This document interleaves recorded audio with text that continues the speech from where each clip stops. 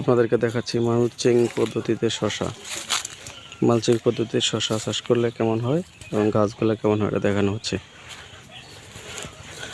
তো ভাই এটার মধ্যেও ঠিক আছে, এটার মধ্যেও দেওয়া যাবে। এই যে আপনার দেখেন যে ফুল ফল যে জ্বর টিকানোর জন্য যে এইটা, এবং এই যে শশাগুলো মোটামুটি বড় হচ্ছে একই অবস্থা। ওই যে ওইখানে যে ওই টালে যেরকম দেখলাম, এই যে এগুলা টিকানোর জন্য। এবং হ্যাঁ হ্যাঁ হ্যাঁ দেখছি গোড়ার থেকে অনেকগুলো ধরছে এবং আরও জ্বরটা আরও আসবে, জ্বরটা আরও আসবে এবং ফলটা আরও টিকবে, আরও বড় হবে। এবং দেখি সামনে দেখি এগুলা, এটাতেও দেখা যায় যে এই যে মোটামুটি গাছ ভালো আছে। এটা তেমনটা মাকড় নাই, এটার মধ্যে আপনার পাতা কোঁকড়ানো নাই।